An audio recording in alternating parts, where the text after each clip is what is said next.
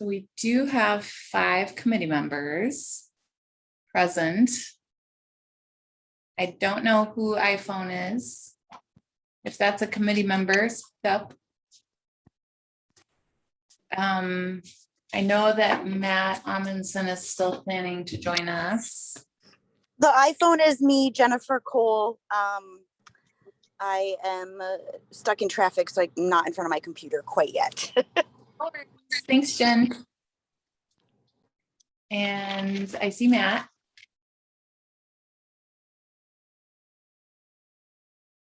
So I think the only committee members that we're missing are Sue Bradley, who told me this morning she is going to jump on the Zoom, and Jocelyn Sansing.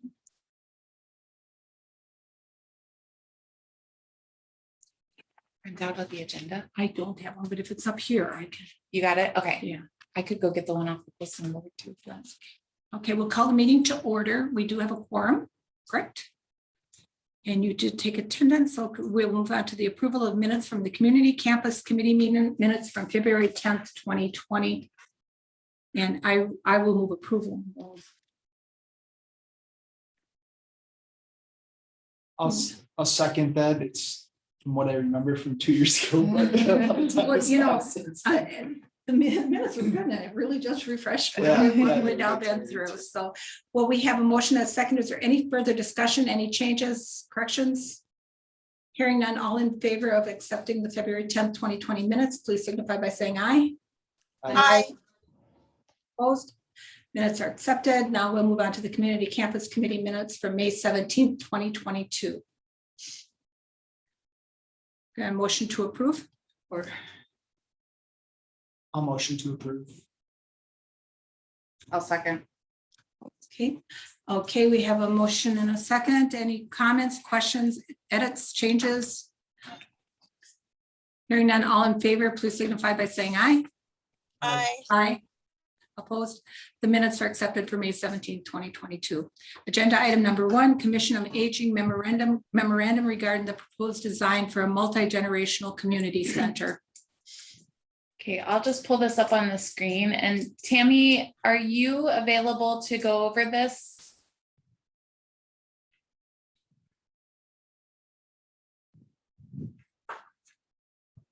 Tammy's muted. There we go. Sorry.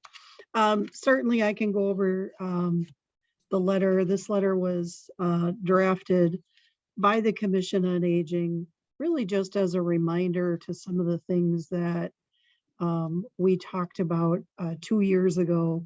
I think that where we sort of ended it, we had really brought, I think, the Commission on Aging to the table, and which was really a positive, on a positive note there.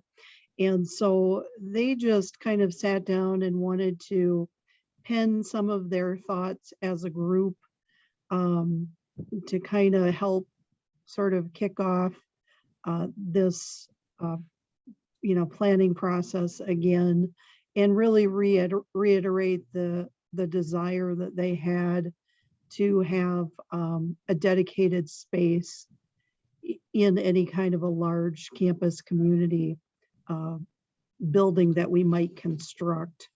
And so the letter here really acknowledges, I think, really in a positive way, the campus community idea.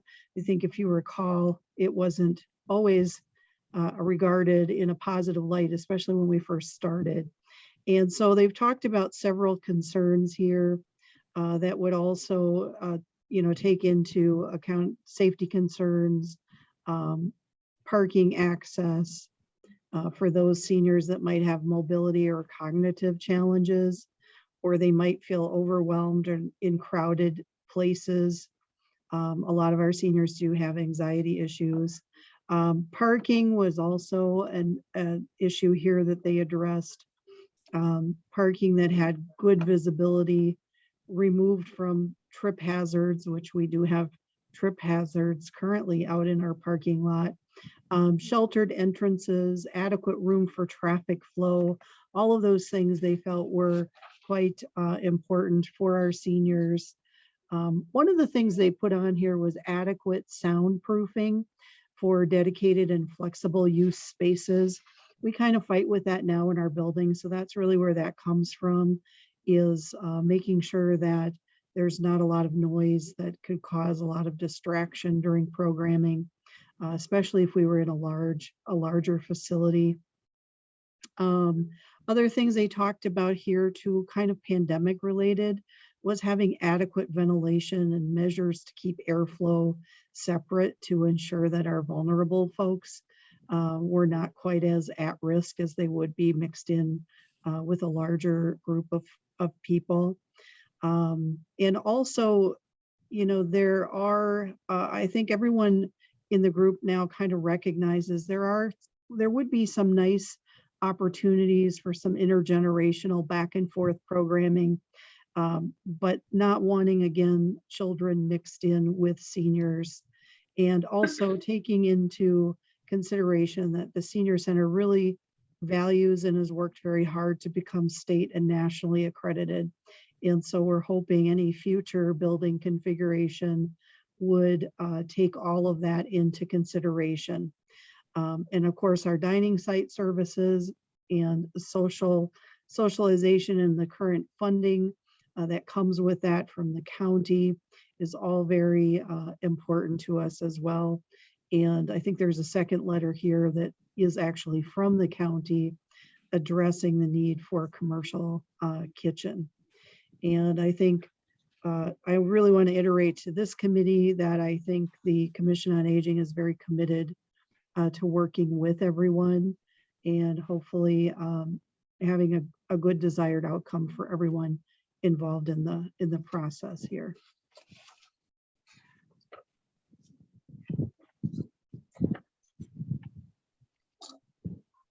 And did you want to move to, I just wonder if you wanted to move to the second letter. This actually came to us right prior to the end of our last discussions. And it is a letter from Angela Vasquez, who is in charge of the senior nutrition programs for Dane County. And it talks about, you know, she and I had some previous discussions about the fact that we were talking about a campus community plan. And she came back and said, well, here's the things to consider if you're going to be going down that track. And that is to install a commercial kitchen into the facility ahead of any state requirements that could possibly come down the road. In fact, that's being talked about at the state level all the time, is making sure that that sites are actually inside of a commercial kitchen. We would have to remodel our existing kitchen here in order to meet those guidelines if the state would take that on. So you can see Angela's remarks. Of course, one of those things is a 3-compartment sink. The other is a hand washing station. And I believe the last thing we do not have is a hooded stove and vent system in the current kitchen. So.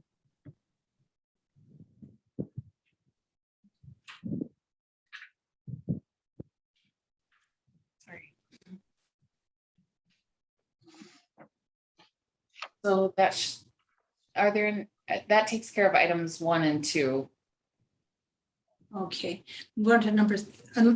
Does anyone have any comments or feedback on that, or should we just, I think we will take part of that into account in this next item. Staff report back from meeting with community campus plan consultants and other follow-ups from May's meeting. Okay, so I forwarded you all an email earlier today from Bob Koss at SEH. And this was an email that he sent to us following up from the meeting that we had with the consultants to kind of regroup, as was directed by the Community Campus Committee at the last meeting. And we kind of we shared the minutes from the meeting, and we went over some of the topics that were talked about at the May meeting. And then he put together, based on our conversations, his understanding of the reactivation effort, which is A through F. And that included exploring ideas to reduce the implementation costs, No longer looking at maximizing mixed use redevelopment within the building. So we still would want to look at, our understanding from the feedback at the last meeting is that we're still looking at creating space for private investment, but that it wouldn't be part of the civic building. And under the three scenarios that our consultants had provided, none of those three include a private development space within the building, the civic building. And then to revisit and update the space needs to maximize efficiency and shared use where practical, because all of the costs are being driven by the space needs or the square footage primarily. To provide a separate campus plan design alternative that utilizes existing buildings through renovation and remodeling. And that is kind of like the baseline cost estimate just to get us to where we need to be. And that is a question that the council will have once the community campus committee has a recommendation. If it's not to rehab and remodel the existing buildings, we at the very least need to know what the cost would be if we did that as a baseline. And then to collaborate with a reconstituted committee, that's you all. We had some new members that came on board, and that the city will provide updated funding and financing options. And we have at least a brief scenario that Bill Burns is going to be able to share with you all today. And then we kind of wanted to get from them whether they thought that the delay in the project and then kind of taking an additional look at the space needs, as well as incorporating some of the things that we've learned throughout the pandemic about what our office space needs are. We wanted to know, is that going to cost us more money to evaluate that? Do we need to have a change order to your contract? And at this time, they don't know. So they came back to us with 6 questions that they wanted this committee to weigh in on. So I'm hoping we can just we don't have to take a whole lot of time, but I'm hoping we can just briefly go through these items 1 through 6. And if anybody has any comments you would like to share, that would be helpful at this time. Can we also, after we do that part, go back to what their assumptions are to verify that those? Oh, are- yes. yeah. Maybe that's a good first step, Kathy. Okay. Well, my understanding is that the 60 to 85 that the plans came back at are things that in this climate aren't going to be acceptable. So I think that we do, in my opinion, I think reducing those costs would be a big benefit to pushing this forward. So finding ways to reduce those costs. And this isn't a 2020 estimate, so Yeah. prices have escalated quite a bit since that time. Which unfortunately won't be in our favor. Right. So that was something we'd like them to look at. I think it's ways that we can kind of wheel this back in the cost. And then If I could just chime in there, I understand the effort. I've managed buildings. I've been, 30 years of city facilities, and I've never heard someone not say, I wish they wouldn't have cut that corner on the budget. And I want to be careful that I understand the effort to try and keep costs down, but at the same time, we've got to make sure that we're putting a product forward that isn't immediately going to be undersized or not what the community needs. one thing that we talked about was phasing, ways that we could phase this, and it didn't really come out in that somehow can we get the immediate needs taken care of and how we can do this by phasing. So. And if you want me to go back to the consultants and have them add that as a G or, whatever in terms of the understanding, if that's the will of the How does committee. everyone feel about that, is to make sure that they present us with options to phase in the changes for the community campus? I would be a lot support the phasing option than reducing the costs, because this is what we, and we know that there's some things that have changed since then, but if we reduce the costs, then we're risking the whole project not being equal or improving upon existing services. We're diminishing somewhere. So I think we ask for what we need, or we put forth what we need, and then there's options for the phasing. And part of that too might just be having the infrastructure in place so that like structural columns, like making sure we have a even fairly large structural bay that will accommodate future changes if need be. As well as any, not necessarily future proofing the project, but just take into account some maybe cost, things that don't cost a lot at the time, but might be harder to change after. That's right, make it flexible. Yeah.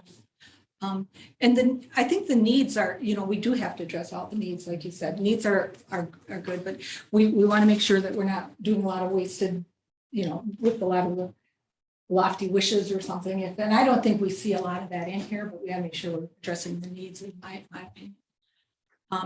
The city no longer interested in maximizing mixed-use redevelopment and opportunities for public-private partnerships as a part of the community campus plan. I want to make sure that we put the community campus needs first before we're not saying, okay, we need a whole bunch of, we need this area for development.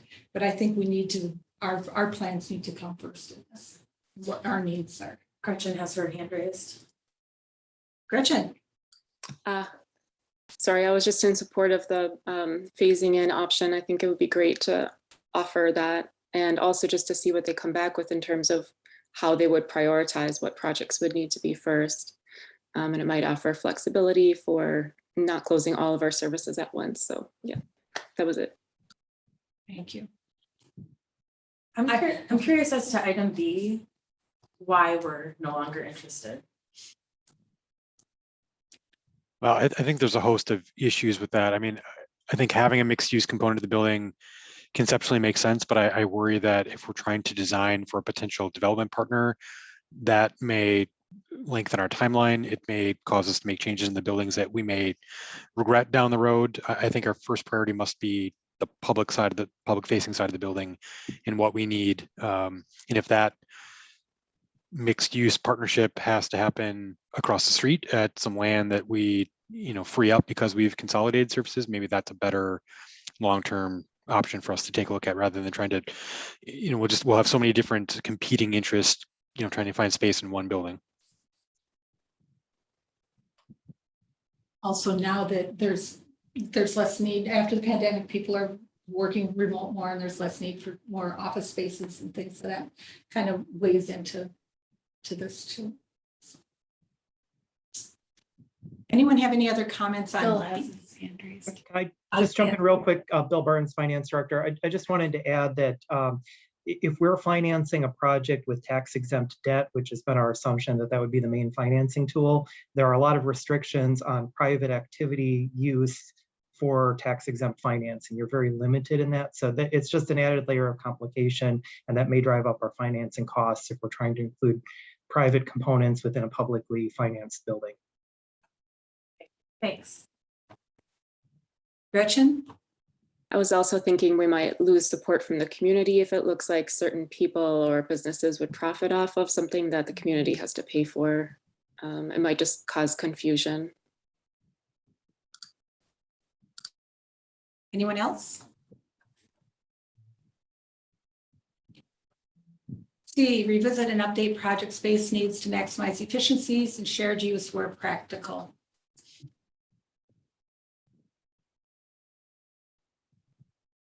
I think the plans when they came back, they showed intergenerational instead of senior, and I can see right now that that's something that we do need more dedicated senior space.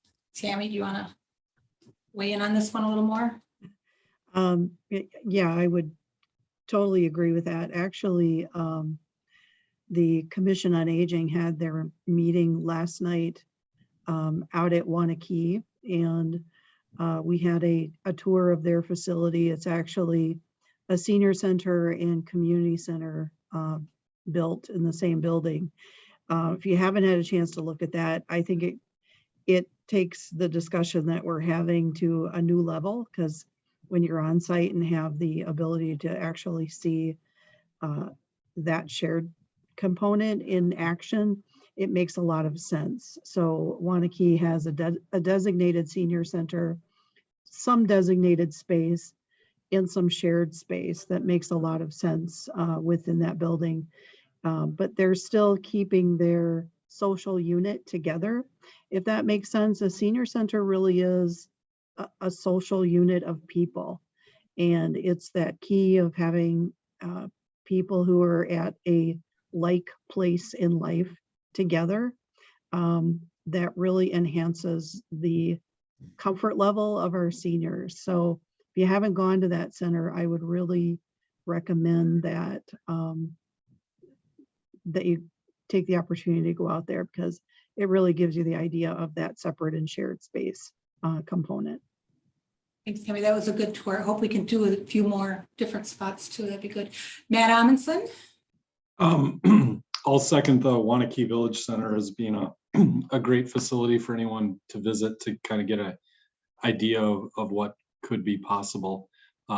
Sadly, the Waunakee built that for $8 million, which we can all laugh at this point in time.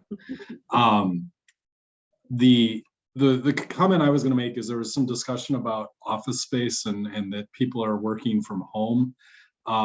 If you walk through City Hall right now, it's not the case, and especially in our department, I think a lot of it is seasonal. One of the things that's been kind of eye-opening for me is when we're in full go of summer with all the programming and activity level, everyone's here working. The amount of coordination it takes to pull off the things that we do, I know it's a great, and everyone's different, but I think especially for our department seasonally, we're seeing summer that we don't have enough space for the people that are working, and we're not even fully staffed due to hiring challenges. So, Sue? Just a couple of things. I would like to have Tammy elaborate a little bit on the shared space for the seniors out in Waunakee, because I happen to be a senior who would like being around kids. So I'm curious about any polling that you did to see if seniors wanted more separation. Well, Waunakee does bring children in to their facility for different programs and different opportunities. I think last night she talked about a pen pal group that the kids had the opportunity to pen pal with seniors, and then they got together for a social meeting at the end of the day. But our seniors don't want a bunch of kids running through the facility, and that came from our Commission on Aging. But there are opportunities, and we do this now. People may not be aware, but we do have intergenerational activities occasionally at the senior center, but those are planned events. And we frequently, not to pick on the kids, I love kids, but we do frequently get complaints when we're full on open, even next door here at Hubbard. When the kids are running around, people don't want them to run into them. They might fall down, they might get hurt, that kind of thing we do hear quite a bit here. So I think it has to be controlled, but yes, I agree with you. I think it can be done in a real positive way, and we already do some of that now. I just had one other thought in talking about people working remotely. I think we can overemphasize that. People still need office space, and I don't think a lot of people are going to be entirely at home. So I think that's a pretty hard thing to figure out. So it's not as easy as one might think. Thanks, Sue. Gretchen? One takeaway I had from the senior center visit was that some of the shared space was actually for the staff of the two different departments. They had a beautiful copy center, amazing storage, right? And so some of these sort of systems that are behind the scenes that aren't necessarily the shared space of the people using the facilities, but rather the people running the facilities, seemed like a really good way of sharing space sort of in the background. Thank you. Does anyone else have any comments about shared space needs or maximizing the efficiency? Okay. Then we'll provide a separate campus plan design alternative to utilize existing buildings through renovation, remodeling to meet project goals and space needs. My understanding, we never took a really hard look at what could be remodeled as far as City Hall was. That was one thing we wanted them to look at, see if there's any potential there. Anyone have any comments on that? I think that's really important, and I know the library board is definitely going to want to see that. I guess just to back it all up just a little bit, to talk about our definitions and what we're really talking about, we already are a community campus. So I think that that's important to keep in mind, that we already are a campus. And what we're really talking about with this option is co-locating space and possibly converging services. And that's an option. So I'm a little concerned that we're narrowing our options down to one recommendation that then we're committing ourselves to, rather than looking at, what are the costs of, basically item D here. So I think it's really important to keep other options in mind. Like, would it be better, to only collate 2 city departments versus trying to squeeze in 3? And, what makes sense there? So I think it's important to define how we're talking about the project and what we really mean when we say campus and mixed use and co-location. Jess, that's a really good point. And when I see this, I don't see them coming back with just, this is one thing, if we want to remodel City Hall, and that would be the only thing, and how we have other options, but not having taken that look here. I think. Yeah. So. Just to clarify, on item D about utilizing existing buildings through renovation and remodeling, are you only asking for City Hall or all of the buildings? I think the library has already been addressed through the feasibility study that was done in 2016. Because you can't build up on the library, you need more space, but do we still want to look at renovating the library for another purpose? Do we want them to look into that for all of our buildings? The costs? Like you mean, could the library turn into City Hall? Yes, I think or that- the senior center or whatever. I think from a public standpoint, those are questions that we will definitely get asked. Why can't you shuffle services from one building to the next? And I think our current buildings are also a really good example of how that's worked in the past. For decades, we've operated either with a shared space, the PD, City Hall, library, we're all in this building. The library building was built and then renovated in 2004 to expand. Our buildings have served us exactly the way that they were designed, and now they're just crumbling. So I think that looking at how can we either work that into the phasing option perhaps, would be good, because I think that from the community standpoint, the library was built in 1990, but it's still the new library. For those that use the library when it was in City Hall. It's also like if you can take the larger meeting areas and event things, like if that could be repurposed and that was moved so it was more available to people too, in the different departments, those are all things that could change the landscape of how buildings are repurposed. And I think that falls in line with the project guidelines of what's the best use of downtown land. Matt. I would just add to this discussion that if we're asking them to look at alternatives that utilize the existing buildings, that they have to do some life cycle projections on that to fully look at. I know everyone's concerned about keeping the bottom line number down, but by maintaining multiple buildings over 50 years, the costs and the the incremental cost of maintaining multiple HVAC systems and replacement has to be looked at in comparison to one new facility that might be able to house, multiple of the existing buildings as well.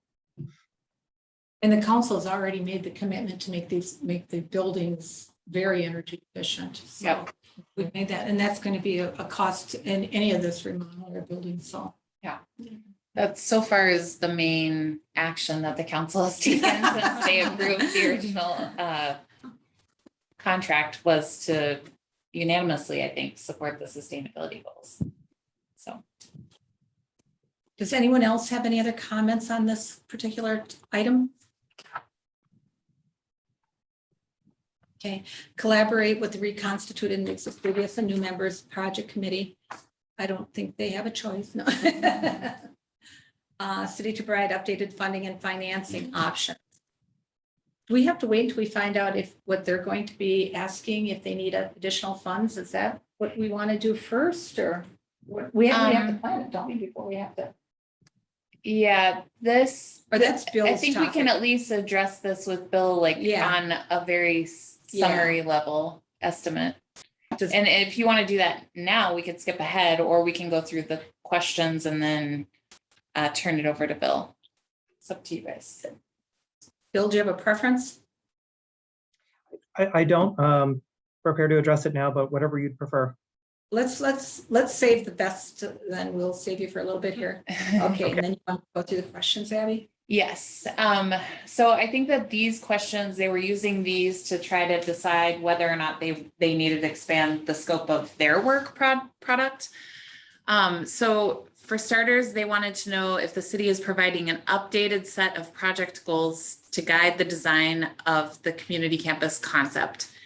And I have the original project goals, which I personally think are all still relevant, and I really don't think that there has been a significant change from the original goals, but I would like confirmation of that from the committee. So we had 6 primary goals, and then we had some additional goals. So starting with the primary goals, I'm not going to read them to you because I think you all can look them over. I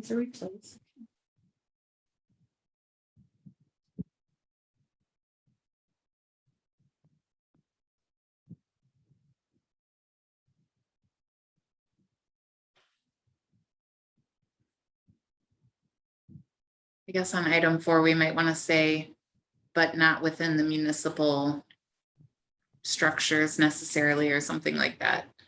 We could change that.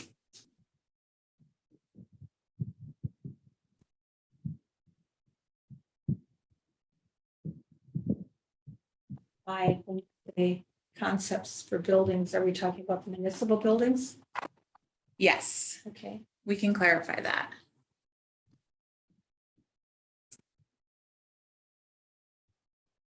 Just put parentheses around your S. This is Jennifer Cole. I'm wondering if, since we have the opportunity now to kind of work on these, if under number 5, we also want to make sure that accessibility is really called out on its own. Good idea.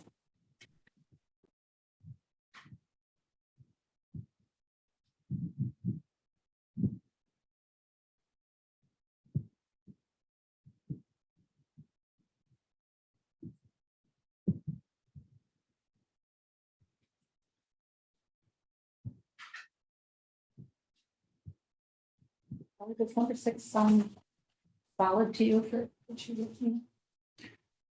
Yeah, I guess everything's just in the details. So, yeah. Kelly, we could just change this to align with the city's approved goals for sustainability, and then just give them the goals that was. That would be great, because I sometimes feel like they don't believe it when they read the approved goals. It'd be nice to have that in. I like that, writing. but yeah. Just- It's a good idea. Did Can you wanna put an change the asterisk and put what that council meeting it was? Yes. I can. Actually, I think we updated your document with approved by the city council on whatever the date was. It was, yeah, before the pandemic. Okay. Do we want to go to the secondary goals then? Is everybody okay with this? I don't see any hands right now. Okay. Sorry, I'm having trouble with my little scroll bar here. And Abby, just for time, is this supposed to be an 1 hour meeting? 1.5. 1.5, okay.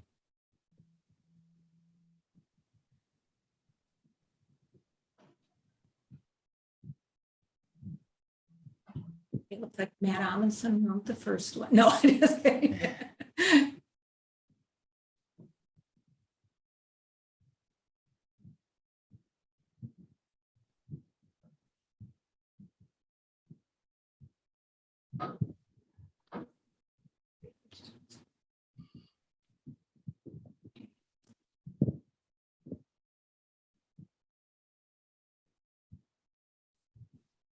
Oops, did I go Can you make too it just a far? little smaller and then I think we can read it. Okay.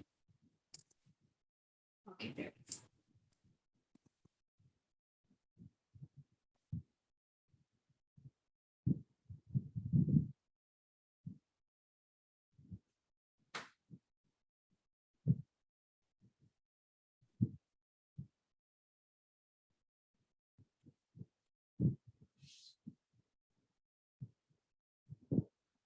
I have two things. The first one is number one. I'm wondering if we want to refer to the comprehensive plan in item number one.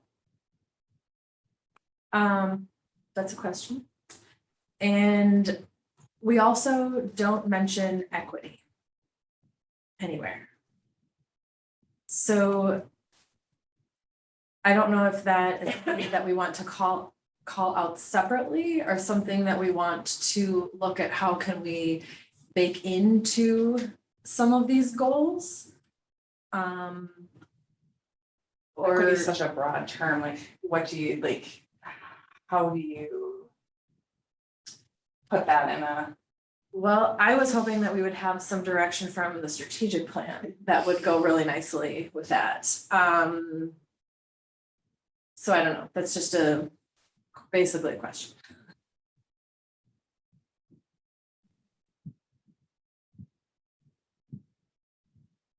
I agree with you, by the way. Yeah. I was just. I don't know how to do it. Yeah. Can you start on this one? Is everybody had? I just wanted to see some of the ones that. I was thinking we could, Jocelyn, to your point, we could include some general language and discuss the strategic plan, but we just don't know, like, Right. if we're gonna have the equity component done before. I mean, this may get done before that. Right. I don't know. Do we want to add any language? I mean, we're kind of in our third year of a pandemic and, we wrote these before that time, so is there any language we want to add that addresses that? I guess I don't know what that is. Like in terms of public health? Yeah, or, I don't know if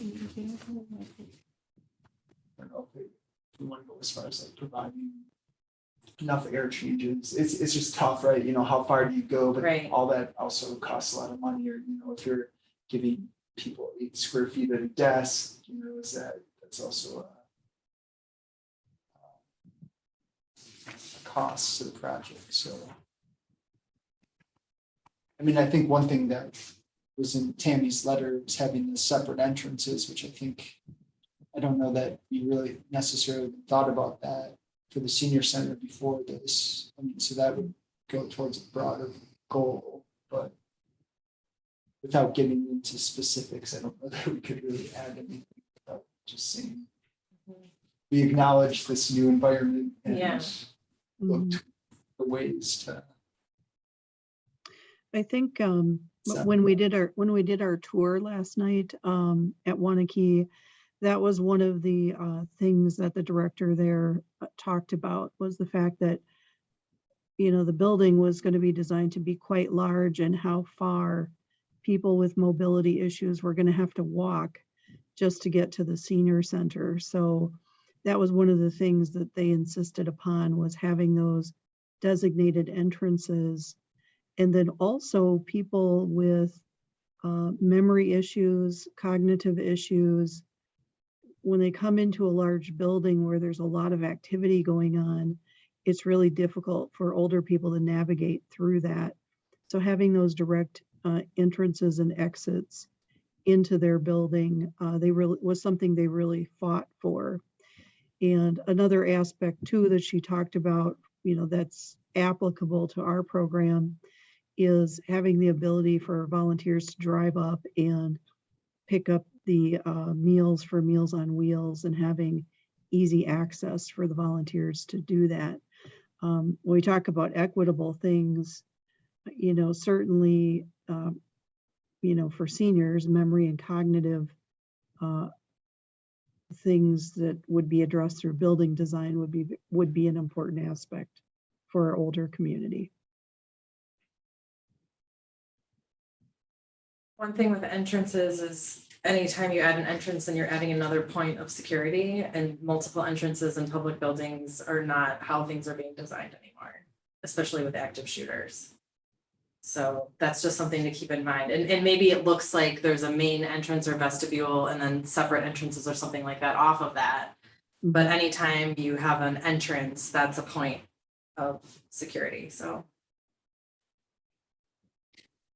One way that they did that was they had sort of a back side, a side entrance, which was handicap accessible, and they had a lot of handicap parking stalls along that side. And you really had to be looking for the entrance sign to know to go there. But that was an entrance that they said that they had to really fight for. But it also allowed an extra exit for people with mobility issues. If there were an emergency that people had, they would need extra time to get out, and they had multiple ways to get out if they had mobility issues directly from the senior center. Yeah, and entrances and exits are two separate things. You can have as many exits as you want, but when there's multiple entrances, then it becomes a much different security challenge. So just something to keep in mind. Tammy, they didn't need passes to get into the back door, like key pass or anything, did they? For handicap? She didn't talk about that, and I didn't see anything like that installed on the door back there when we went in. There might have been a keypad. I might have missed that, Kathy, but she didn't discuss that in the tour.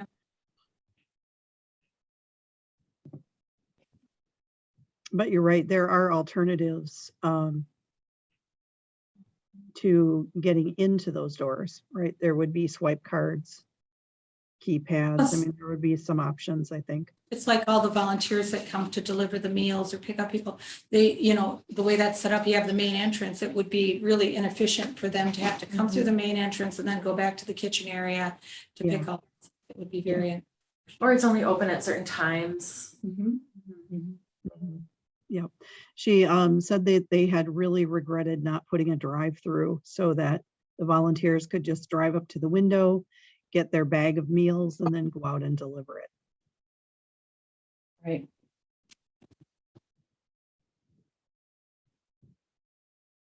I believe that they did lock that side entrance at 4, which is when their services end too. And it was just an exit after 4 p.m.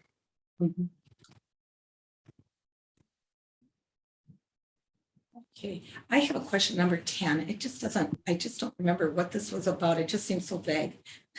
Term the availability of likely to square footage.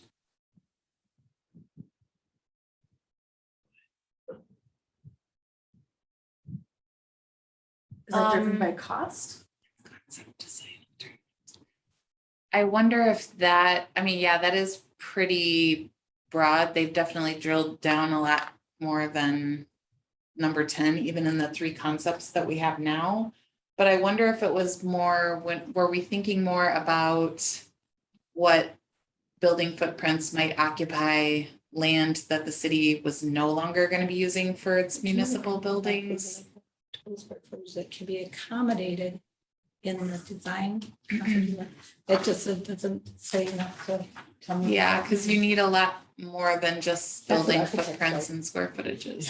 I feel like this was more of a directive than an overall goal that we want you to take a look at. Yeah. Our, help develop our square footage, and then how does that, what is the massing, what does that actually look on our site? So Okay. is it 3 stories on this site versus 4 stories on the library site?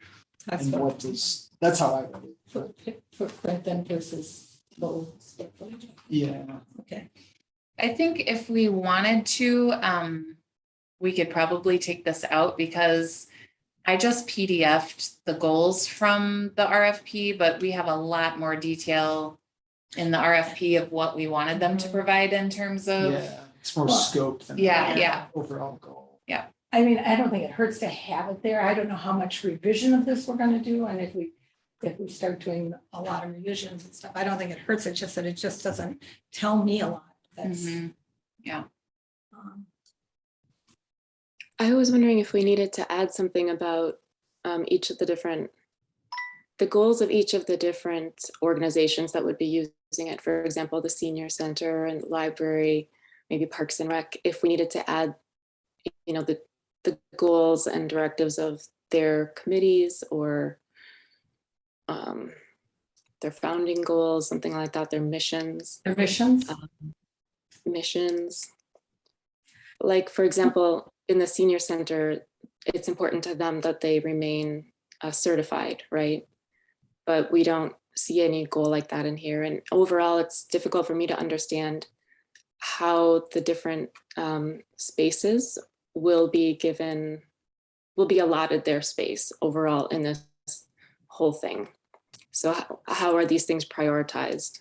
You know, if we all need to share a certain amount of space, how is it partitioned out? And are the goals being met of each organization? And I think as we've gone through this process and had meetings with consultant and got some feedback from the public, I think these like additional things had come up that are our goals of the project, but they're not in these original ones. So yeah, how do we I think that's really keep track of those and make sure that we're not losing things as we continue? I think that's really important. And I think it's also important to add how decisions are being made. The library board is governing and follows state statutes. There's committees, like who's the deciding body and how are the intergovernmental bodies working together is something that we have not really discussed or explored.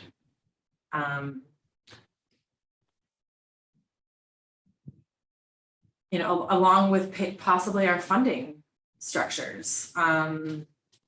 We're all funded a little bit differently. We all have a little bit different model that is required of us, or standards that we have to fulfill.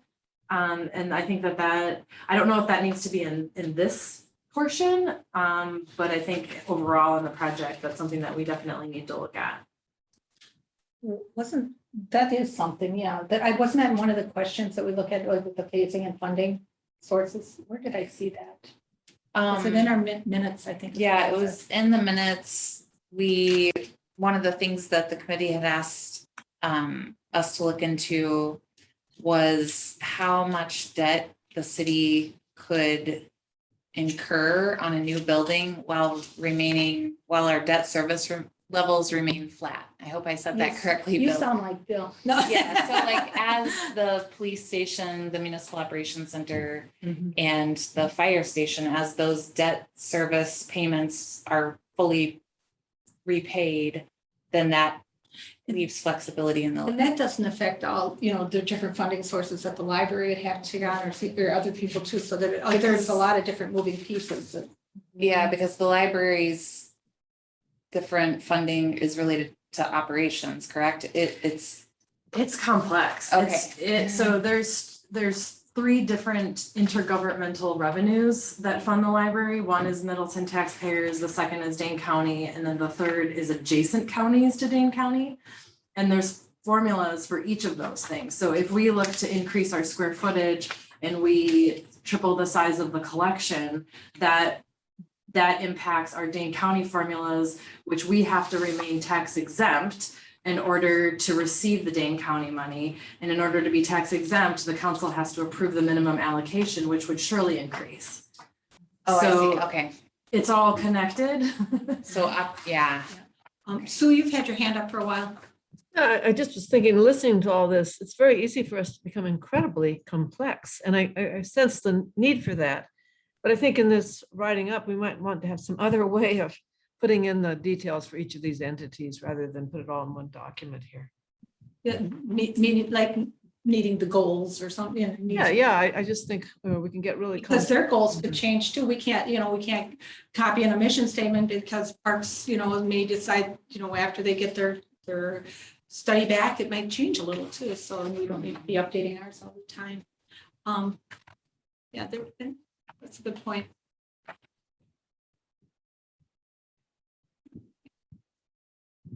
Anything else on this? Dustin?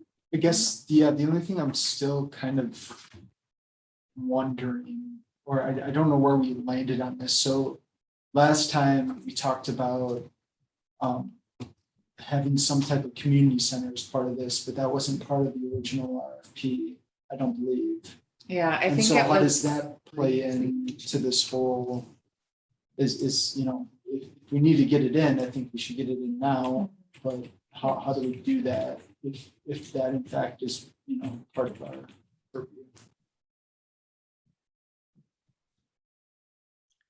I'd say we, I would second that. I question the viability of our higher up goals of meeting the needs of our community for 50 years if we don't have a rec center.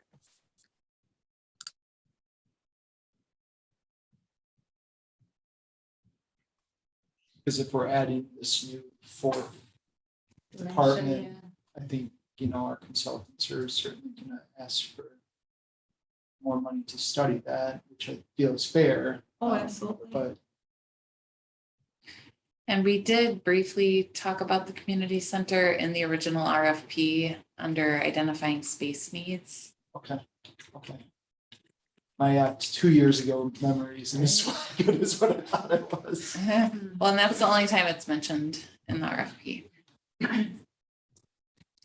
Didn't Matt might remember, Matt was with us for this whole thing. Does he remember any of that? I don't see him on, maybe he had to jump off.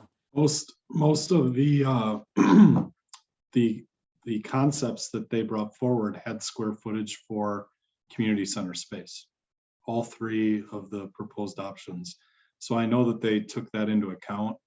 But I also know that I'm not sure that there's been a lot or sufficient public input to, is that square footage correct? Or is that, you know, what is needed? Is it too much? Is it not enough? Was that, and once again, memory might be failing, but was that called the intergenerational? Because at one point we were talking about an intergenerational. And maybe we can bring up all of the times. I'm not, it's been a while since I looked at those concepts, but Abby, do you remember what is it labeled as? I think they showed it as intergenerational, but that included 18,000 square feet for a community center and 29,000 gross square feet for the senior center, almost 30,000. I think I recall it being together on one level, right? And then they just called it, they just encompassed it into an intergenerational center floor, That's if what I I thought. remember. That's correct. Yeah, I mean, That number seems quite low to me for a community center. I'm curious how much flexibility there is with the community center. Is it going to be with these buildings or is it going to be some other place in Middleton? Slide 14. Oh, yeah. The problem to answer your question, Sue, is where else in Middleton is we don't currently own additional land, and the acquisition of land, everyone's talked about wanting something centrally located in the community, and that's really difficult to do.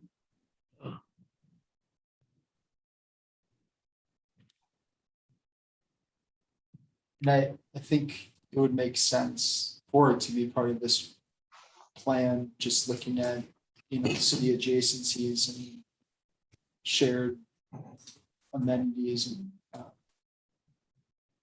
mechanical, vertical circulation, and everything else that. My take is that if it's not part of this, it's unlikely to ever occur. Because the community may decide to move forward with this financially, but they're not going to decide to move forward with this financially and a separate community center. Matt, if this was was phased and not everything was approved to start with, do you think there would be a unlikelihood that it would be phased in later? Is that what you're saying? If it's not approved? I'm not sure about that. I mean, I think there's some smarter people than me that are going to have to figure out if, you know, how this is being approved. Is it a council discussion? Is there a referendum component? And then if there's a referendum component, what are the components that voters would support? And I'm not sure that there's ever been discussion of a referendum for this. I'm just talking and thinking out loud. So a recreational center couldn't be, say, at Lakeview Park, or does the city own that or not? The city owns Lakeview Park. The challenge with Lakeview Park is it's sinking. Oh. Every building or structure, including the splash pad that's in Lakeview Park, has substantial subbase to it. And I know that PRFC would be concerned about any loss of additional green space at Lakeview Park for additional facilities or amenities.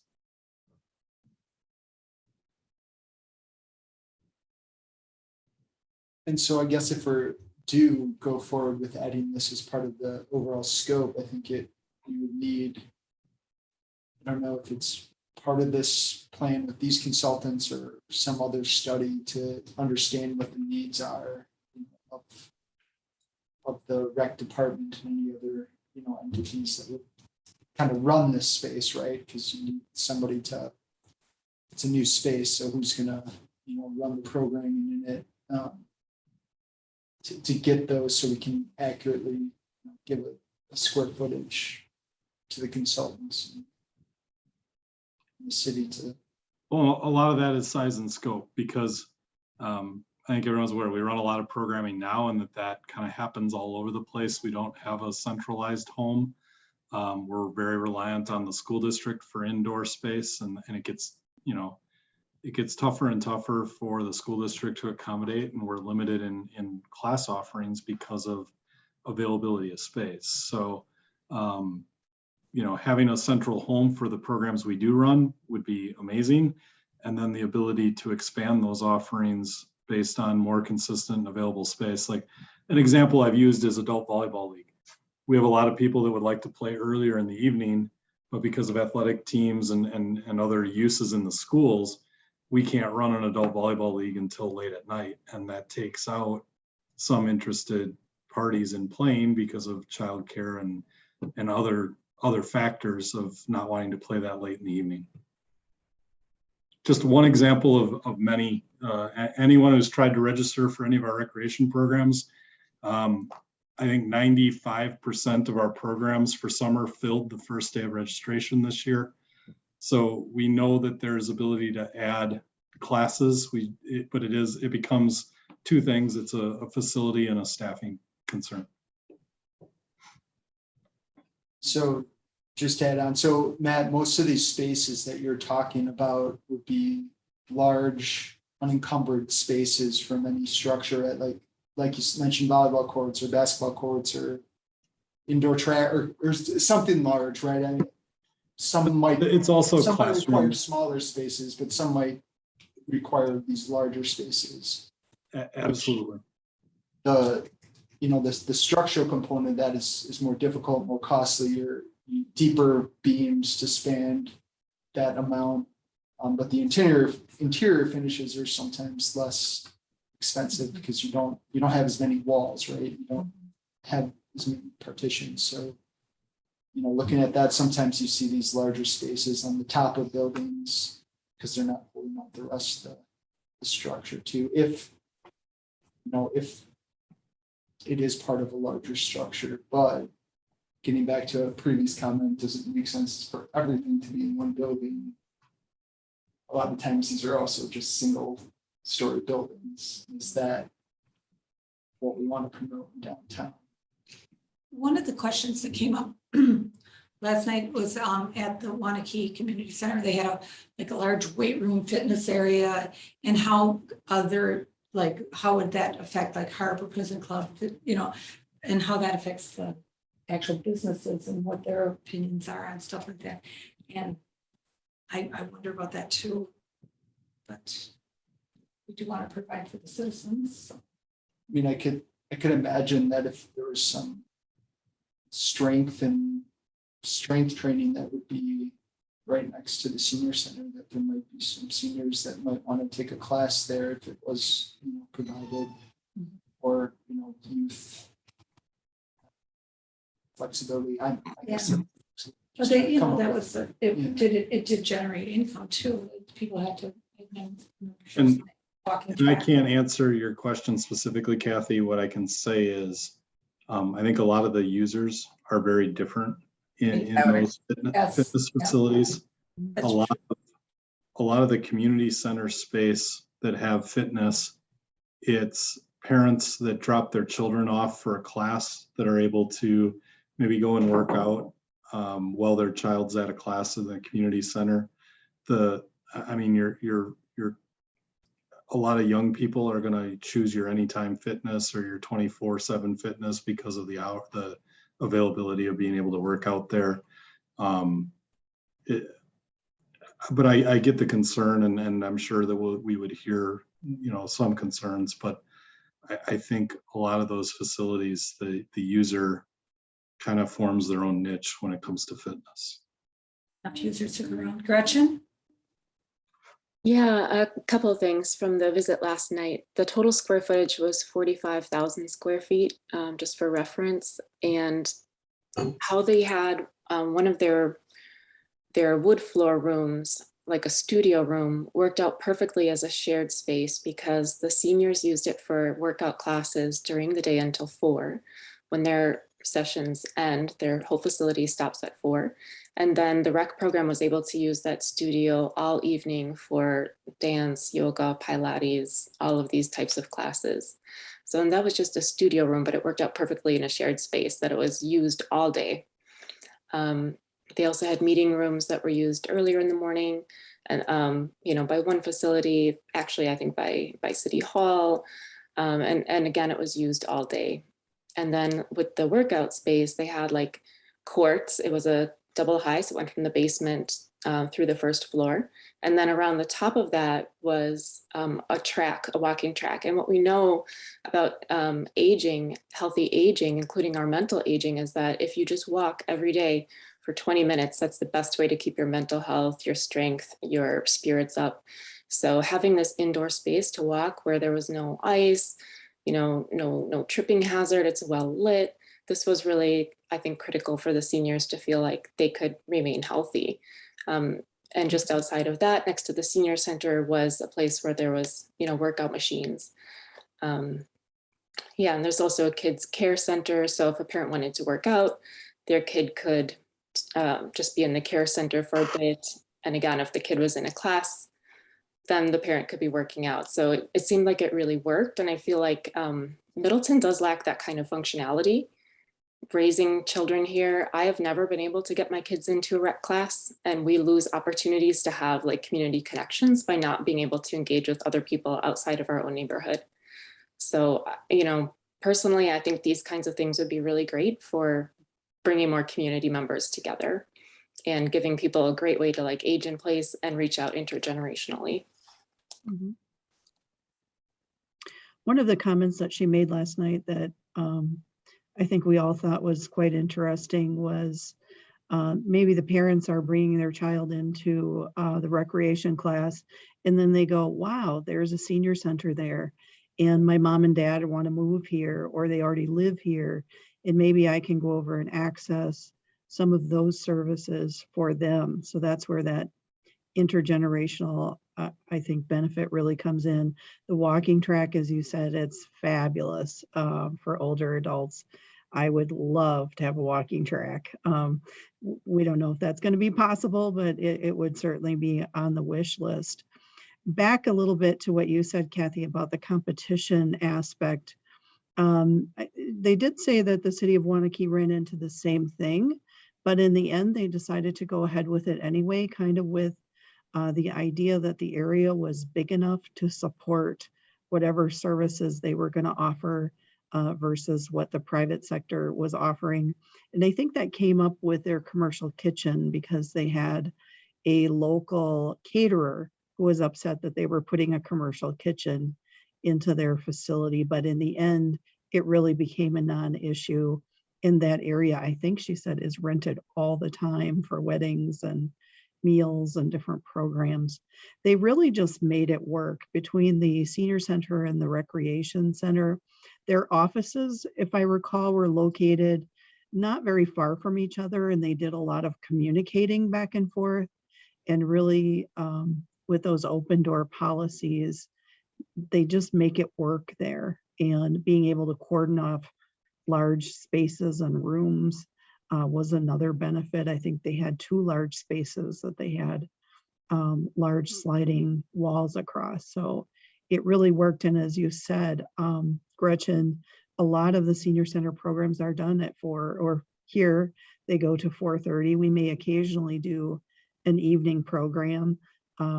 If we were going to do that, it would be a matter of just reserving the space. And that again came back to the relationship between recreation and the senior center there. As a representative of the business community, I appreciate, them, wanting to understand how they might react to this. I agree. I think it's different market and it's all about communication, right? So I'm happy to, send target messages to businesses that might be affected and just explain, hey, this is what we're thinking. This is why we're doing it. Appreciate any feedback, that type of thing. But I think that long term, as long as they're aware of it and it's not like a surprise to them, I think it'll be fine. And I mean, ultimately, a project like this creates a better community to live in, and people want to be here. And from a business standpoint, I think that's, I'm not very smart, but I think that's the key thing is the more people around, the better business is going to do.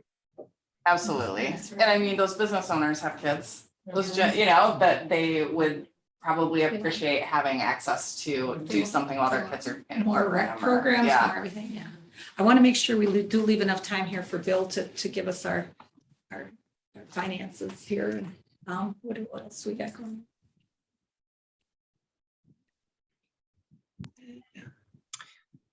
Yeah, thanks. So as we were working on this, initially when the process started, we were starting to look at financing costs of what are various sources. The thought is that a general obligation borrowing would likely fund the largest share of the project, but looking at things like impact fees and if there are pieces that could be funded through tax increment financing, how that would fit into the picture. And we've also looked at the structure of the city's debt, as Abby was mentioning earlier, with some of our other facility debt that's going to be coming off as that is fully repaid, and how could a new project be layered in on top of that. So this isn't a full financing plan, but I have a couple items that I can share, and I'll try to share my screen here to give an idea of what the structure of the city's debt looks like, and at least what an option may be. So hopefully you're seeing a slide or a spreadsheet chart right now. This graph shows our current kind of baseline projected debt before looking at a facility project. And this graph has 2 items on it. The first in the bar graph columns are the total amount of annual debt service. So this is the amount that we are collecting in property taxes primarily and paying out for debt service. And there are different color bands here showing the type of debt. So if we look at the current year 2022, this darker blue column, that's our general capital borrowing. So that represents our annual borrowing that we do each year for street projects, for vehicle replacements, for other various projects. And currently the city is borrowing about $4 million per year. The city for many years has had a policy of rapidly repaying that. So our most recent issues, we borrow, say, $4 million a year. We're paying that back in full over 8 years. Over 90% of our debt is paid off within 10 years at this point. That helps keep interest rates low and make sure that we're not financing those recurring annual capital items over a long period of time. The other colored items layered in on top of that represent the debt service for our facilities. So in red, that's our MOC or Middleton Operations Center, the Public Works and Utility Facility. Green is our police station. The purple are the fire and EMS stations. And then in future years, we anticipate that we'll be continuing to have those annual borrowings for streets and other recurring projects. And for planning purposes, that's assuming $4 million of additional borrowing each year.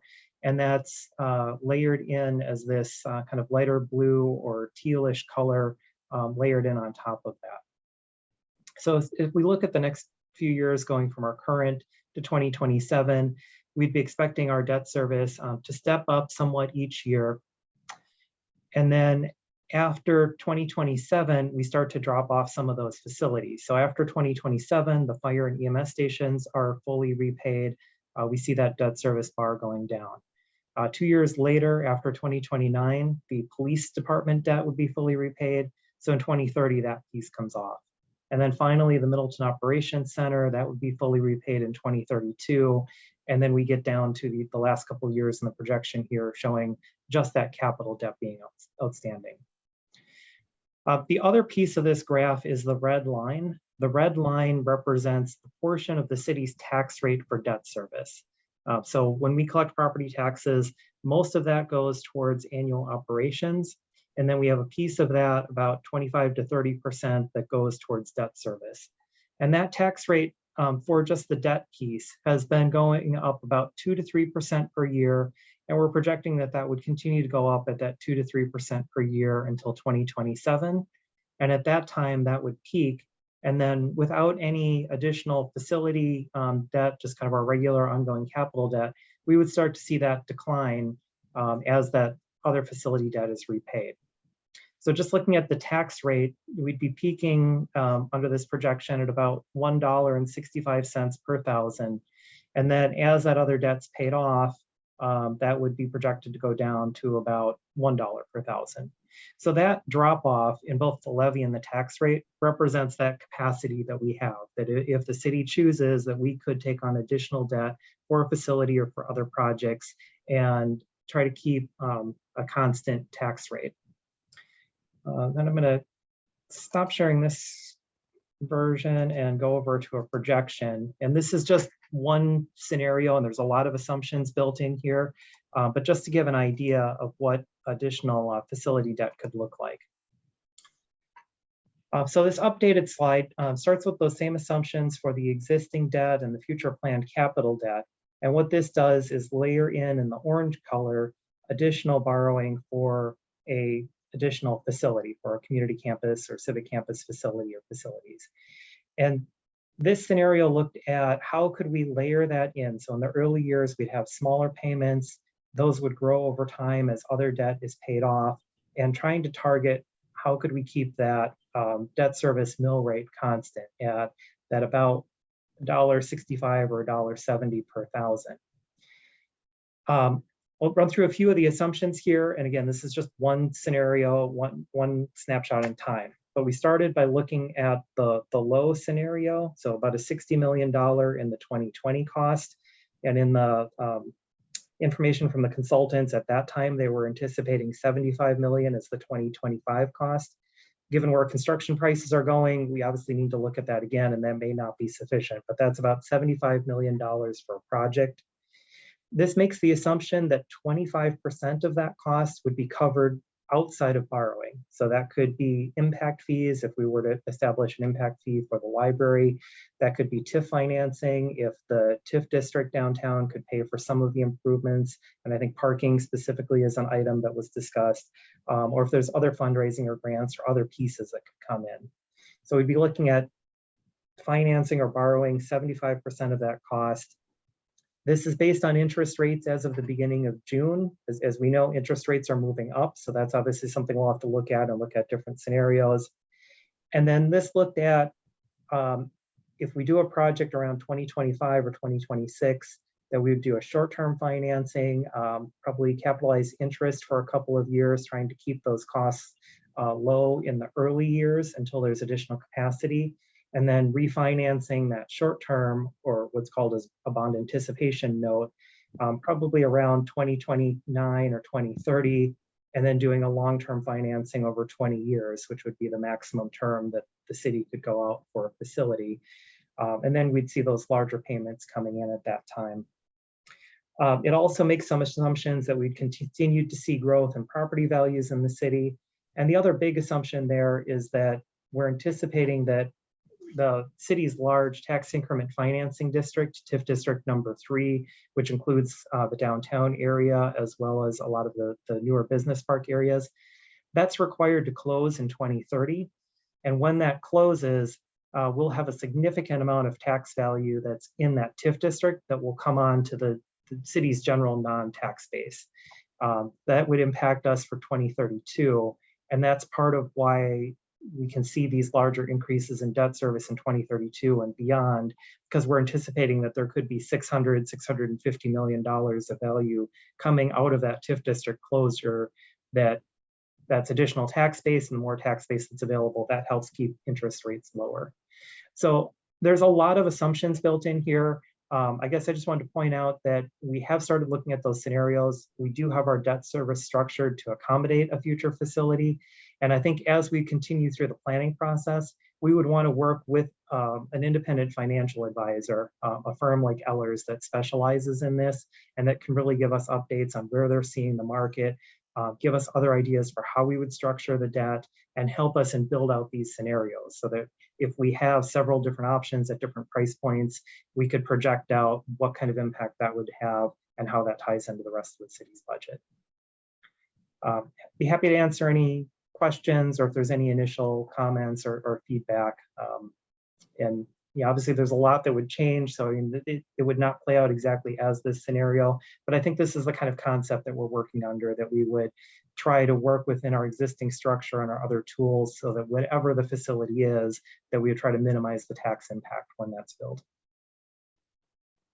Bill, with use of TIF for parking, are we on a timeline if that were to be an option? Yeah, with the downtown TIF district, TIF 3, the end of the expenditure period is 2025. So that means if we're going to be taking on additional costs for the TIF, we need to incur those obligations by 2025. And if we still are making payments into the next year, there's some flexibility there, but we would have to start a project and incur those costs for the TIF by 2025.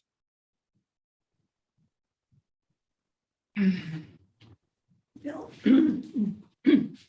Bill, the mock was the last big building project. When did we build the mock and how much did that cost? Do you remember? Yeah, it was constructed in around 2015. It might have started in 2014 and was completed in 2015. And I want to say ballpark, it was around 11 or 12 million. And you use this same kind of chart to figure out how we were going to pay for that, at, you know, the same kind of keeping the debt service kind of stable. That's how we decided on doing that. Okay. I did back to the grid chart that you just had up. This is something that's. How does in 2023 the debt service on the mock increase? Why is it lower this year and next instead of next year? I can see it going down over time, but I just wanted to know if there's. I wasn't here when the debt service structure for the mock was put together. I started in 2016, so I wasn't part of those initial discussions about how it was structured. My understanding is that they looked at other debt that the city had out there, and they tried to structure the debt looking at what that total overall impact would be. So I'd have to go back and look through the notes, but that would be my sense, that there was some other debt that was lower, and so that's why they could raise the mock in those years to try to keep the overall amount more consistent. But they can say each year how much they want to put towards that building in the debt service. So you can change it from your, okay. Yeah, and looking at this graph and what we've tried to do over the last few years, you know, it's a pretty steady step up each year. So while individual projects might, you know, the debt on an individual project like the mock may be higher in 2023, this overall debt service is pretty consistently stepping up each year. Okay. So thanks for the really nice visuals and for explaining it to us in terms that we can understand, and keeping it high level enough that we can see the vision, but detailed enough that we know where we'll go deeper when the time is right. So thanks. Yep. You're welcome. Do we need to get, we don't have any plans, we don't have anything ready yet. How do we find out how much like the council is willing to put into this at this point, or do we just wait on that, or how does that, how do we do this? Well, I think we should probably get some more feedback from the consultant on what if they're going to have a revised scope. That's going to cost us more money. If that's the case, I suspect they will. If we're asking them to look at a couple different things, if they provide us a revised scope and we bring that forward to the council and finance committee for discussion, as part of that discussion, we can, ask the council to give us their initial feedback on, what are the guardrails, that you absolutely want us to make sure we incorporate in this review, and what are the things that are, out of bounds from the council's perspectives that, they don't want us to go down a particular road. And that would include the discussion of like impact fees or. Yeah, and they don't have to answer the question definitively yes or no, but if they can at least say yes, staff, we're comfortable with you researching that idea and bringing us back, a proposal to consider. It's probably sufficient for this purpose. Yeah, I hate to see us go down a long road and then all of a sudden there's big breaks at the end of it saying, whoa, no. Yep. It might be a committee of the whole type discussion, like where we outline specific questions we want their feedback on.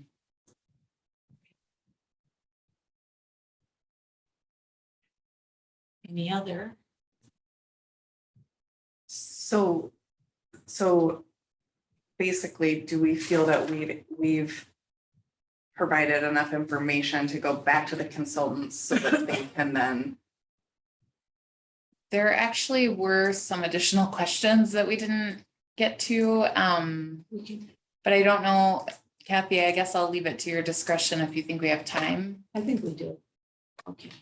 So we talked about the project goals, but I don't think we got to questions 2 through 6. Okay, all right, well, let's take those on, okay. Okay. But we did need to hear this Yeah. presentation, and this was good.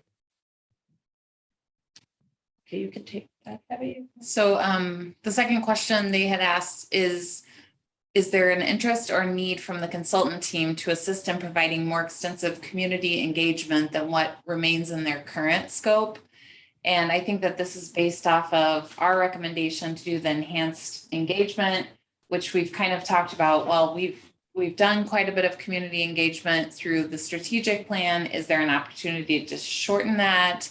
What exactly do we need? And do we need more assistance from them? Because that will result in quite a bit of additional costs, I think, because that's a lot of meetings and a lot of time. And is that where they've done this and this data came from with the top 10 preferred ideas? So they've gone through the exercise and they're just asking, do we need to do that again? Do we need to do more? Yeah, because they had a workshop.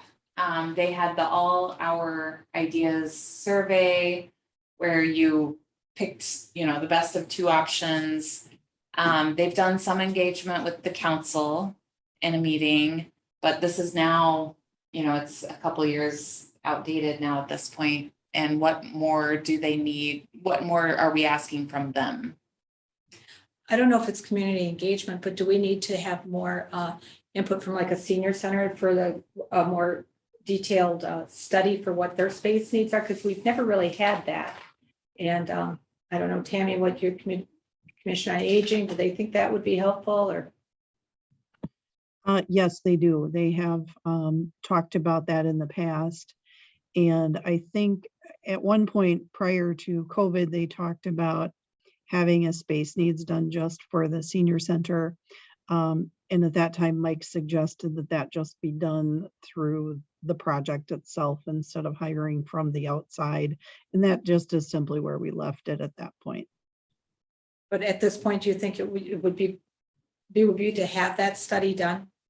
So we know exactly what, well, I think that the consultants, they got the libraries and they went with that, but they didn't actually pull that apart or look at it any closer. And I don't know if they just went with the assumption this looks like a good number for square footage and programming, but. Yeah. Well, that was in the RFP, the original RFP, we said you don't need to do this work for the library because that's already been done and it's current. But we do want you to do a space needs study for the senior center, city hall, the community center. I could see one benefit to having the same consultant looking at all of it, because if you're going, I mean, you can hire two firms to do a space needs study for the senior center and they will come up with two completely different numbers. Yeah. So, I don't know, I guess I could see a benefit in kind of keeping with what we have. If you feel like it's adequately meeting the needs, maybe asking them to go more in depth with each of the buildings. I mean, that could be an option. Would the cost of having a detailed senior center, would that be borne by the senior center then, or would that be by the city? I know the library funded their study. And I don't know, have any idea how much it costs to do that study. And I know, Tammy, if you've ever looked into it. No, I have not looked into it. How much? 40,000. Of note on this subject, the PRFC budgeted $30,000 for a feasibility study for a community center this year. That was based off of a number I got from a couple of consultant friends that do that kind of work that kind of gave me a rough guesstimate. The challenge is that it's funded from park development funds and we're waiting for the Baker Tilly study before I'm comfortable saying that we can use those funds for that type of work. My comment on the where things stand in terms of feasibility for a community center right now, the challenge is that I don't think there was enough public input on that in terms of like the partners that we would work with and from a programming standpoint on the athletic side, even interviews with our own recreation staff. I mean, I know they gave it a cursory view, but I don't think it's to the depth that we would feel comfortable going out in public and saying this is the right square footage for a community center in Middleton. Tammy, do you feel that same way with the senior center? Yeah, I do feel that way, but I also agree with what Abby said, that it probably makes sense is to stick with one company or resource to do that all with. I just think that makes sense. Because you're right, if we went with two or three different, we'd get two or three different answers, I think. But there are firms that specialize in senior centers, and there's probably firms that specialize in community centers, and you use somebody that specialized in libraries. Dimension 4. Mm-hmm. Well, and also, I guess of note is, you know, they came up with their recommended amounts for each of the areas, but they did not change the library one because we did not include that in the scope. But even with their recommendations for the buildings, when they actually put together the cost estimates, in order to keep it to 100 million or whatever the figure was that we've already decided is too high, they reduced all of the square footages that they initially came up with. So I guess, I mean, if the thought is that we're going to hire someone to come and do a space needs study that may reflect a higher need, we Right. already have decided we can't fund what we've identified as that's the true. need now. And it seems unlikely that they'll come in with a lower number, but I don't know. Well, the question was about community input, correct? Yes. Oh, sorry. Here, I'll go back to that. How do we feel about that? I mean, I think we're all hearing the reasons why the community center has been de-emphasized in the current concept. And my only concern with that is that knowing like Bill's presentation pretty much lays out that this project is our chance to do something. And I think we need to figure out what those components are. And it's the problem of working backwards from a number as opposed to what the need is. And I know there's arguments to working back from the number, but we're always going to be fighting this issue of it's not going to be enough. But what's the answer to that? This is Bill. If I can just jump in real quickly, I do think that at some point we need to have a conversation with the council about the big picture of our operating budget, operating referendum, capital facility. Would there be a referendum or not here? What is the comfort level for the total tax rate? You know, I was looking at the chart sharing with you just the debt service piece, but I think that it'd be important to get feedback from the council on what's their comfort with the overall tax rate impact for both operating and capital. When you look at Middleton's tax rate compared to many of our peers, we're on the low end of municipal tax rates. And yeah, I think it raises the question that if you want a community center like some of these other communities have, they have a higher tax rate both for their facilities and for their operations. And that's a conversation we need to have on what is the trade-off between the things that the community would like to see and the comfort level in paying the costs that are associated with those desires. Yeah, and to follow up on what Bill just said, we can absolutely not operate a community center, clean it, or staff it with our current operating budget.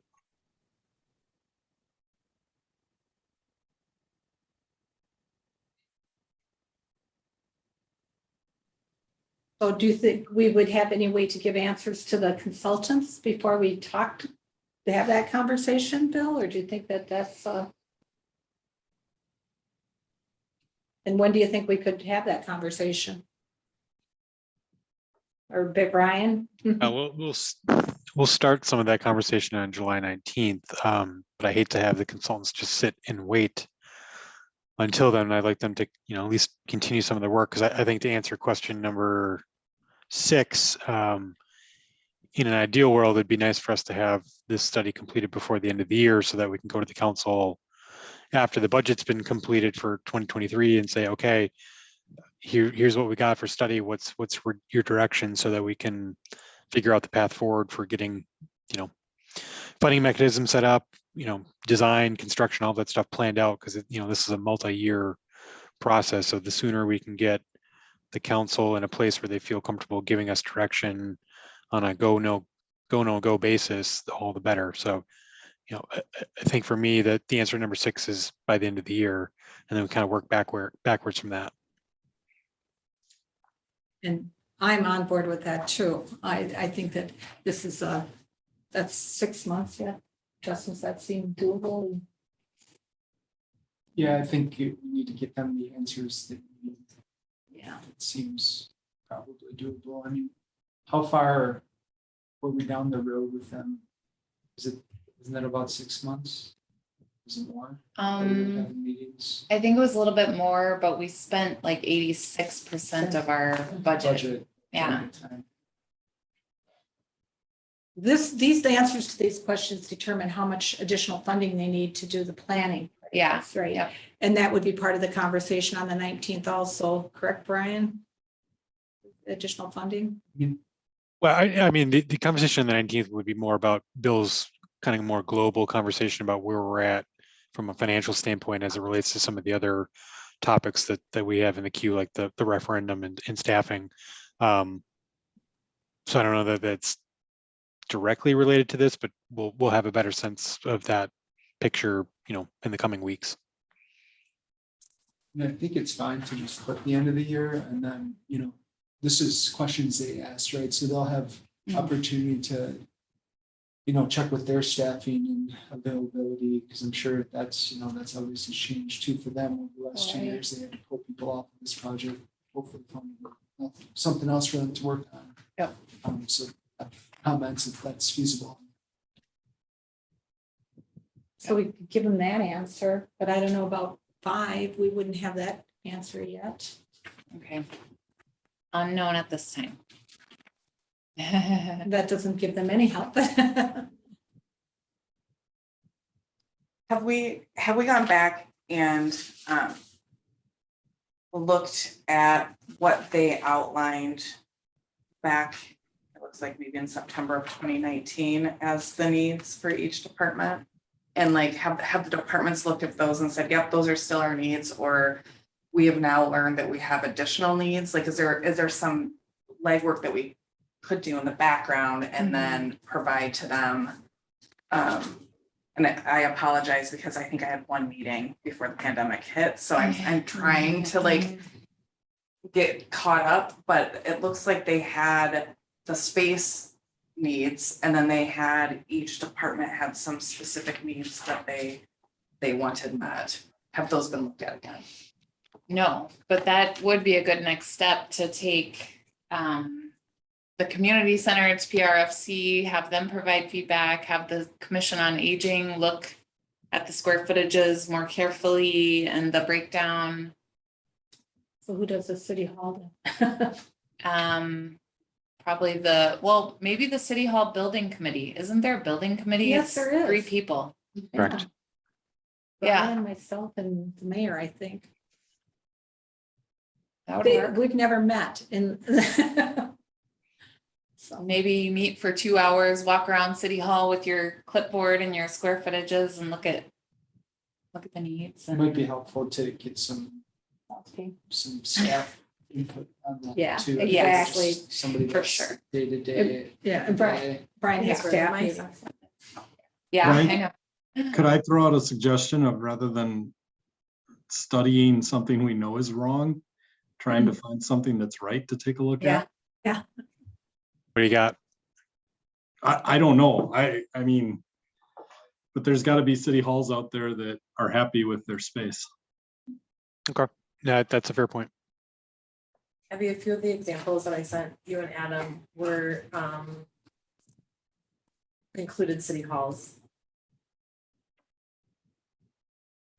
Are they in the area or are they? The one most notably is Oak Creek, Wisconsin. Oh, They're a that's similar size to us and they have a library on one side and a city hall on the other. And then there's a mixed use space in between with like a mezzanine.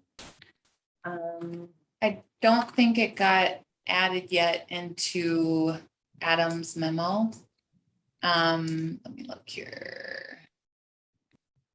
Kind of on that topic, I know it sounds like several of you have been to Waunakee. That seems like a pretty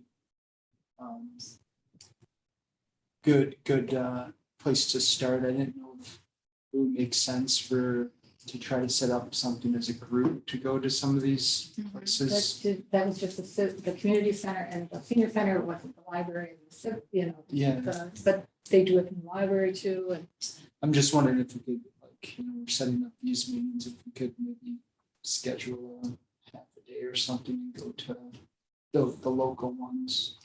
Yeah, and I mean, that way we could get a tour by somebody and we could understand. I mean, it's some legwork, right, to try to set these things up. it was really It helpful. might be pretty good for all of us to be on the same page too.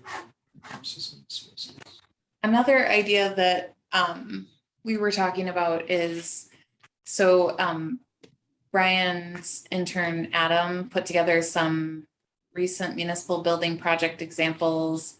And then also Jocelyn put together some sorry, share this. Running a hybrid meeting is just a little bit more challenging. You're doing Bear with better me. than I ever went. So Jocelyn put together some project framework and guidelines, some examples, and also links with more information. And one idea that I had, given that some of these are well outside our driving capacity, is if we collectively kind of voted on the top 4 or something that we thought were the most relevant, we could put together like a really nice graphic, maybe like a 3-pager on each one, kind of giving the highlights, and then we could invite a representative of that community to join us at least via Zoom, and we could ask questions like, well, what were some of the challenges that you had and how did you work it out, and what kinds of spaces work really well for sharing, what doesn't work well, what do you wish you did, those kinds of questions. That would be great to get feedback from people that have gone through this. Yes. Especially, I mean, one thing for the users, but also just for, the people that were there through this planning process, and some of their struggles and how they got through. And I know, Jocelyn, I'm not sure if you've included them here, but you also mentioned that there are quite a few really good examples in the Twin Cities that we might want to consider looking at. Richdale is one of those. I think if you scroll. Oh, you do have up a Hennepin little County bit. too.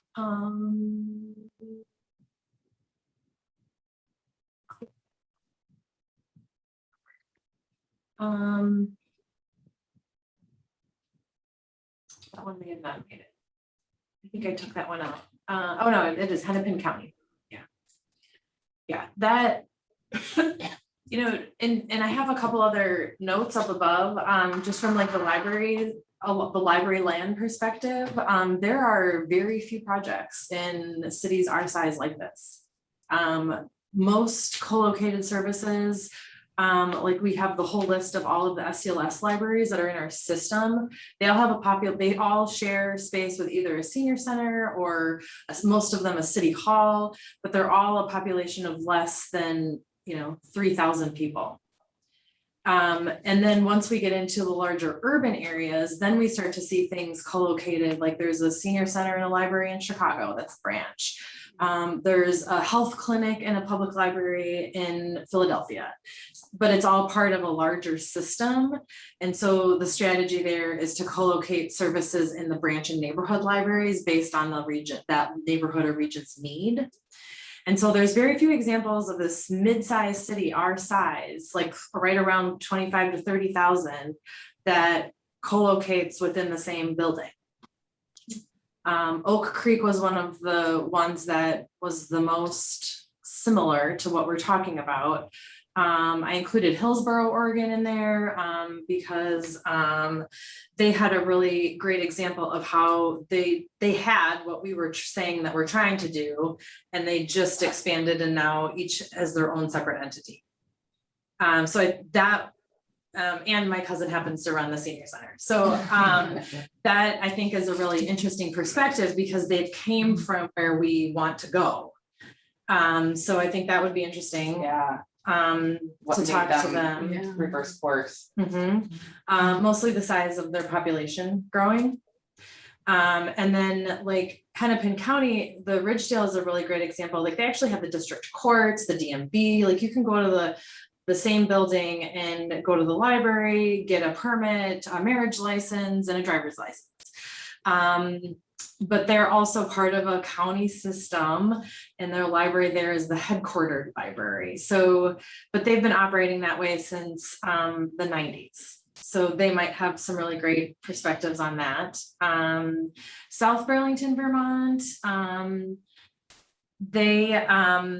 that was the only example that I could find in the US that has a city hall, senior center, and a library. It's a new project called the SOBU.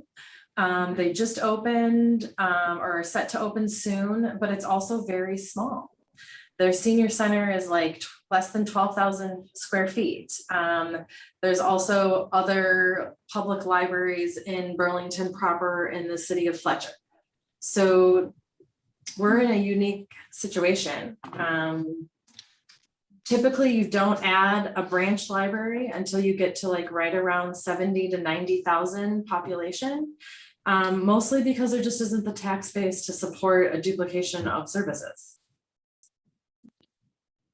Well, I know that we're going to have to start wrapping this up because this meeting is going to be used at 4 o'clock, right, Kate? Oh, sorry. So, and we want to make sure that you have the direction that you need to respond to the consultant. So how do we want to, the questions? I mean, if there are some that we can't answer at this point, I think we can just tell them we're not ready yet, but we'll give them the information that we have. Okay. Want to take a look again at the questions? I think number 3 is pretty important.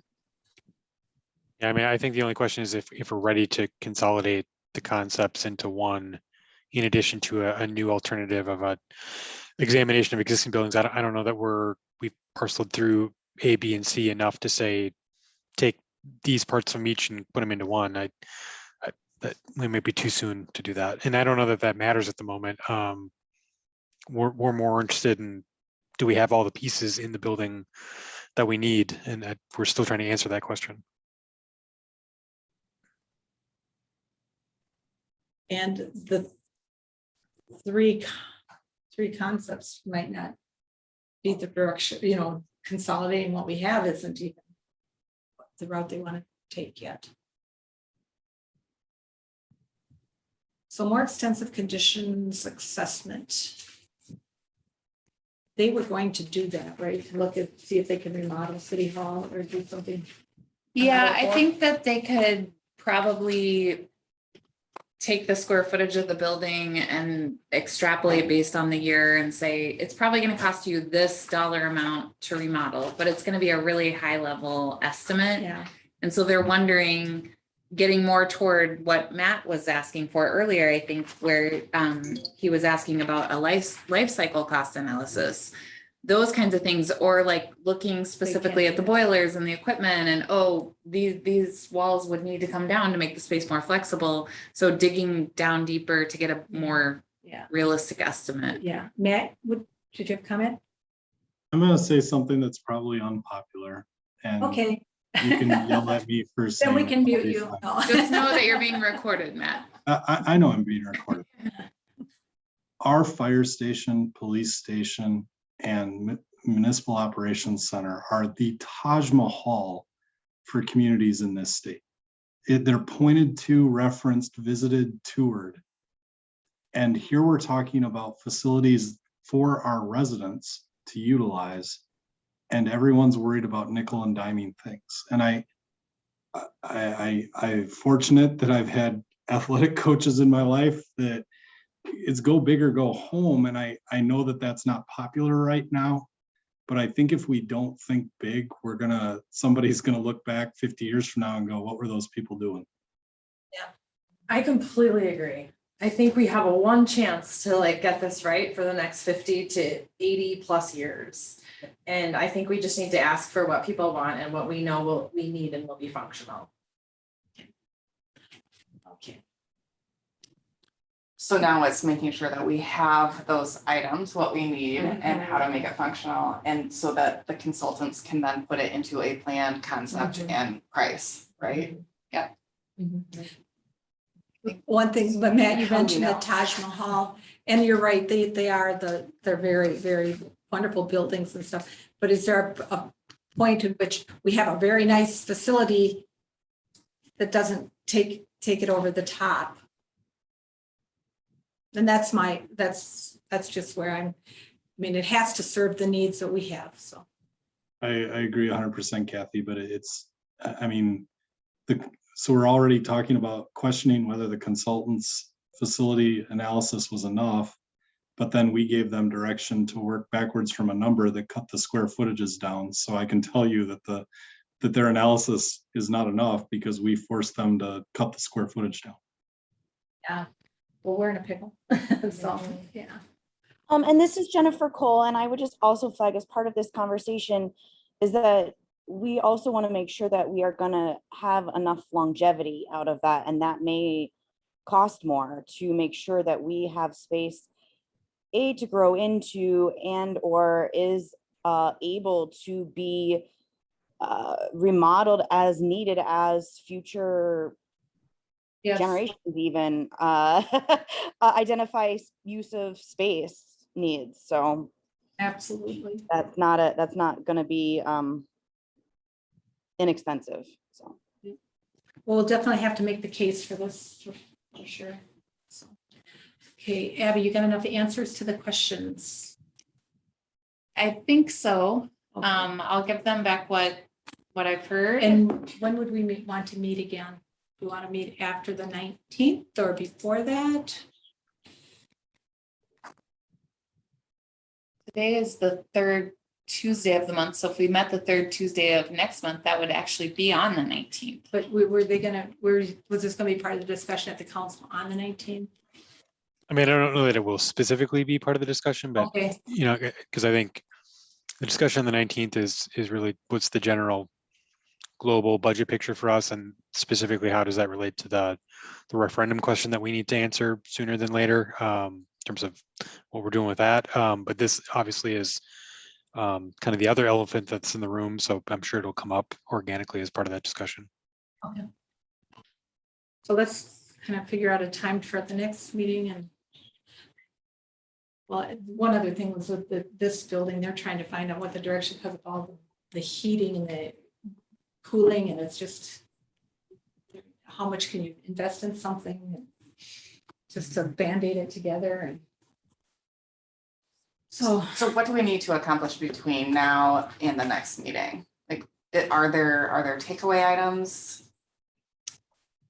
Well, I hope that we'll be able to provide this feedback to the consultants and we'll at least know the additional costs associated with their work. So that's one thing. We would know that even though we don't have the answers to some of their questions. Just want to make sure. Yeah, I don't know. I guess I'll have to see if they can provide that or not.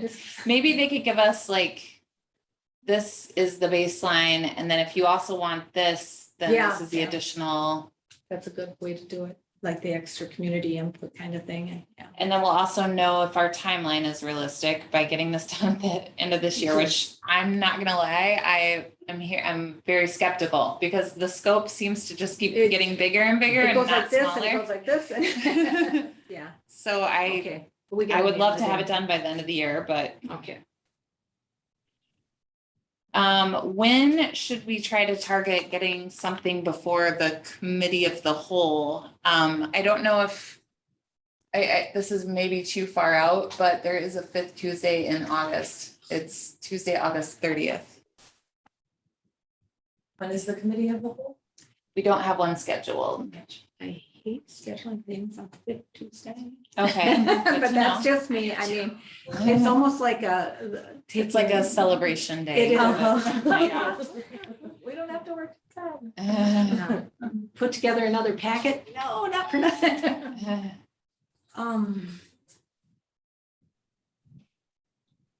I don't know. We could ask. Do a doodle or something. Yeah, would that would be the plan commission too, or would that be just Oh, I was just thinking just the council. in the committee?